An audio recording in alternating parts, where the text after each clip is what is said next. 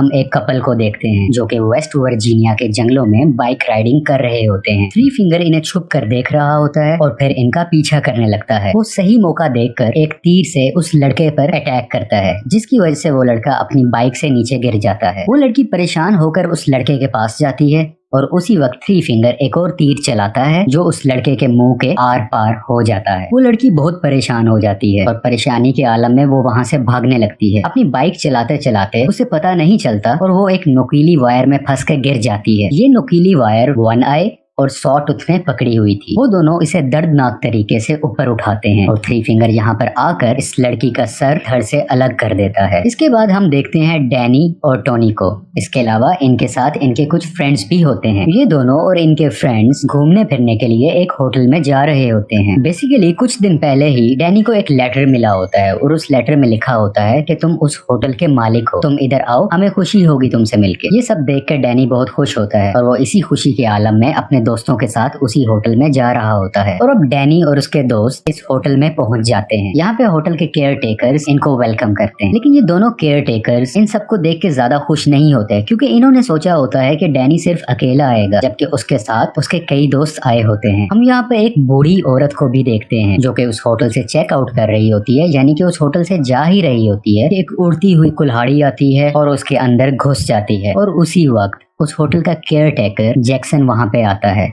और उस बूढ़ी औरत की गर्दन को पकड़कर मरोड़ देता है, जिससे वो औरत मर जाती है। और इस होटल में चेकआउट होने का ये अंदाज काफी डिफरेंट है, यानी कि होटल में जो भी चेकआउट होना चाह रहा है, वापस जाना चाह रहा है, उसके पास मरने के अलावा और कोई ऑप्शन नहीं होती। दूसरी तरफ डैनी और उसके सब दोस्त उस होटल की एंटीक चीजें देखकर हैरान हो रहे थे, क्योंकि वो चीजें बहुत महंगी थी और वो खुश भी थे कि ये सब चीजें डैनी की होने वाली हैं। रात का वक्त आ जाता है और उस होटल का केयर टेकर जैक्सन जंगल की तरफ जा रहा होता है। यहाँ पर वो इन तीनों भाइयों से मिलता है और उनको समझाता है कि तुम्हें उस बूढ़ी औरत को ऐसे नहीं मारना चाहिए था। और उसके अलावा हमें यही भी पता चलता है कि ये तीनों भाई और जैक्सन आपस में सिबलिंग्स हैं, यानी कि ये सारे भाई हैं। और इसके अलावा वो जो दूसरी केयर टेकर थी वो भी इनकी बहन होती है। अगली सुबह डैनी की क्लोज फ्रेंड होटल में जा रही होती है कि उसकी नजर जैक्सन पे पड़ती है, जो कि एक जगह पर खून साफ कर रहा था। बेसिकली ये वही जगह थी जहाँ पर उस बूढ़ी औरत को मारा गया था, लेकिन वो जल्दी से बगैर कुछ समझे वहाँ से चली जाती है। उन दोस्तों में कुछ दोस्त शॉपिंग के सिलसिले में मार्केट आए होते हैं और वहाँ पर उनकी नजर एक बोर्ड पर पड़ती है जहाँ पे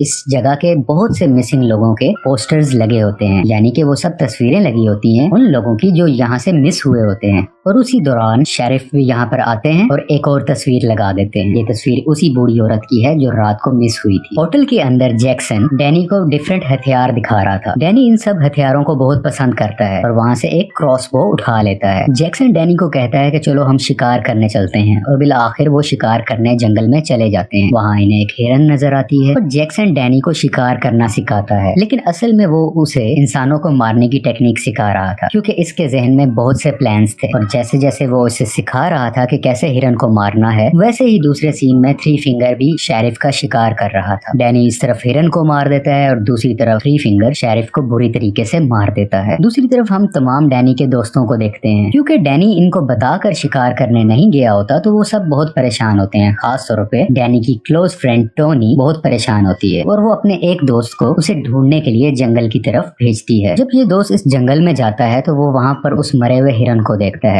और सॉटूथ उस हिरन को बुरे तरीके से खा रहा होता है। ये दोस्त जब सॉटूथ को देखता है तो बहुत डर जाता है और डर के मारे भागने लगता है। भागते भागते इसकी टक्कर डैनी से हो जाती है, क्योंकि ये बहुत तेज भाग रहा होता है तो वो दोनों खुद को नहीं संभाल पाते और दोनों नीचे ढलान में जाकर गिर जाते हैं। गिरते साथ ही डैनी एक नुकीली तार में फंस जाता है, जिसकी वजह से वो काफी जख्मी भी हो जाता है। उसके साथ का दोस्त मदद के लिए बुलाता है और जैक्सन भी वहाँ पर आ जाता है। जैक्सन डैनी की हेल्प करता है और उसे वहाँ से निकाल कर वापस अपने रिजॉर्ट यानी अपने होटल में ले आते हैं। इस होटल की सेकंड केयर टेकर जो कि लड़की है, वो डैनी का खून साफ करती है। वो उसका ख्याल करती है, उसको मेडिसिन लगाती है और उसी दौरान डैनी की क्लोज फ्रेंड टोनी भी उस रूम में आ जाती है और वो केयर टेकर सैली वहाँ से चली जाती है। अगली सुबह डैनी वॉशरूम में होता है और वो अपनी सारी दवाइयाँ फ्लश कर देता है। बेसिकली डैनी हाइपरटेंशन का मरीज था, यानी कि उसे बिला वजह टेंशन हुआ करती थी और वो इसी मकसद के लिए दवाइयाँ लिया करता था। लेकिन पिछले दिन ही उसने हिरन का शिकार किया था और आज उसने अपनी सारी दवाइयाँ फेंक दी, यानी कि उसको किसी की जान लेने में बहुत मजा आया। ये एक्सपीरियंस आज से पहले उसने कभी फेस नहीं किया था और अब शायद इसे दवाइयों की जरूरत नहीं होने वाली। खाने के वक्त वो अपने दोस्तों को बताता है कि अब मुझे ये रिजॉर्ट, ये होटल पसंद आने लगा है और मैं अब यहीं रुकूंगा और इस होटल को मैं चलाऊंगा, इसकी केयर टेक करूंगा। लेकिन बाकी सब लोग यहाँ नहीं रुकना चाहते थे और वो वापस जाना चाहते हैं। डैनी के दोस्तों में 2 दोस्त ऐसे थे जो बहुत लालची थे। अब इन्हें पता था इस होटल में बहुत से एंटीक्स हैं, बहुत सी महंगी चीजें, तो उन चीजों को चुराने लग जाते हैं। इसी तरह और चीजों की तलाश में वो इधर उधर फिरते रहते हैं और बिल आखिर वो एक सीक्रेट जगह पर जाते हैं जो कि एक बेसमेंट की तरफ खुलता है। मुख्तलिफ कीमती चीजों की तलाश में ये बेसमेंट में चले जाते हैं जहाँ एक बहुत बड़ा एंशिएंट स्पा बना होता है। ये दोनों अभी इधर ही होते हैं कि उस होटल की दूसरी केयरटेकर जो कि लड़की है, यानी कि सैली,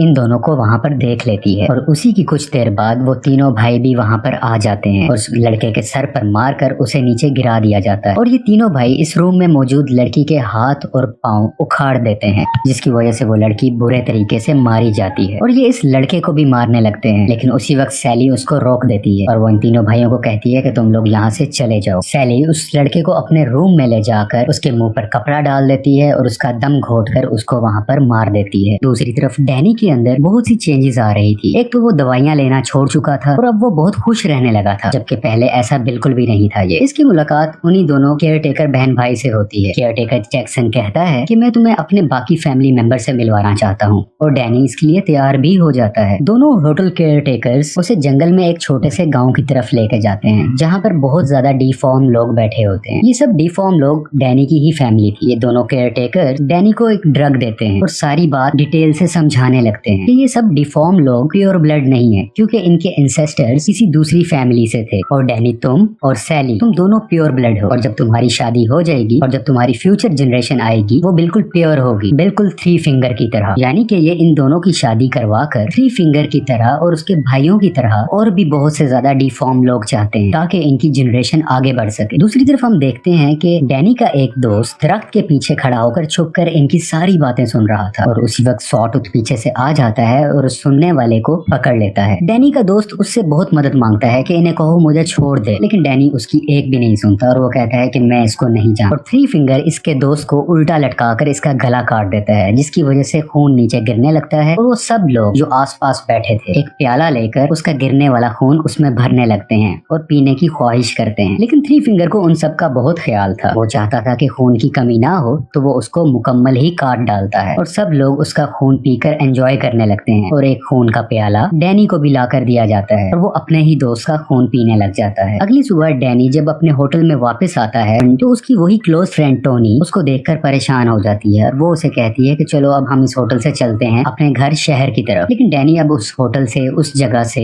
वापस बिल्कुल भी नहीं जाना चाहता था। वो उन सबको कहता है कि तुम लोग यहाँ से चले जाओ, मैं यहीं पर रुकूंगा। और इस वक्त तक डैनी अभी भी ड्रग के ही नशे में है जो रात को सैली ने उसको दी थी। ये सब लोग यहाँ से जाने से पहले किचन में जाते हैं और वहाँ पर देखते हैं कि एक इंसान इंसानी मांस को काट रहा होता है, उसे फ्राई कर रहा होता है और उसे खा रहा होता है। ये देखकर ये लोग बहुत डर जाते हैं, लेकिन वहाँ से निकलने से पहले इनकी नजर फ्रीजर में पड़ती है जहाँ पर इन्हीं के एक दोस्त का कटा हुआ सर होता है, जिसे देखकर ये सब लोग वहाँ से जल्दी से भागने लगते हैं। ये अभी भाग ही रहे होते हैं कि वो तीनों भाई इनके पीछे पड़ जाते हैं। इन तीनों भाइयों से बचकर कुछ दोस्त तो वहाँ से भाग जाते हैं, लेकिन एक दोस्त वहाँ से पकड़ा जाता है। वो उसके मुंह पर एक पाइप सा लगा देते हैं और उसके अंदर पानी भरने लगते हैं। इतना पानी भरा जाता है कि पानी के प्रेशर से उसका पेट ही फट जाता है। अब हम दूसरे दोस्त को देखते हैं जो कि पहले तो 3 फिंगर और उसके भाइयों से बचकर भाग चुका था, लेकिन भागते हुए वो एक बियर ट्रैक में उसका पाँव फंस जाता है और वो वहीं पर गिर जाता है। वो अब कहीं नहीं भाग सकता क्योंकि वो फंस चुका होता है और वो तीनों भाई उसको भी पकड़ लेते हैं और उसके सर पर मारकर उसे भी हमेशा के लिए खत्म कर देते हैं। डैनी की क्लोज फ्रेंड टोनी जो कि डैनी को ढूंढ रही होती है, वो वहाँ से एक गन उठाकर डैनी को ढूंढने लगती है। वो उसी बेसमेंट के स्पा में पहुंच जाती है जहाँ पर उसे सैली नजर आती है और यहाँ पर इन दोनों की आपस में काफी लड़ाई होती है। बिल आखिर टोनी उस केयर टेकर का मुंह पानी में डाल देती है और अपनी गन उठाकर उसको शूट कर देती है और उसी वक्त डैनी भी वहाँ पर आ जाता है और अपनी फ्रेंड से सबसे पहले गन छीन लेता है और गोली लगी हुई केयर टेकर यानी कि सैली को जाकर चेक करता है कि उसको क्या हुआ, वो जिंदा है या मर गई। और डैनी अपनी क्लोज फ्रेंड टोनी को कहता है कि यहाँ से तुम भाग जाओ। जब टोनी वहाँ से भाग रही होती है तो उसी होटल का दूसरा केयर टेकर जो कि जैक्सन है वो उसका पीछा करने लगता है और इन दोनों में आपस में लड़ाई होती है और बिल आखिर टोनी एक चाबी की मदद से उसकी आंखें फोड़ देती है और इतना जालिम तरीके से मारती है कि जैक्सन भी वहाँ पे मारा जाता है। इससे पहले कि टोनी वहाँ से भागती, अपनी जान बचाती, डैनी वहाँ पर आ जाता है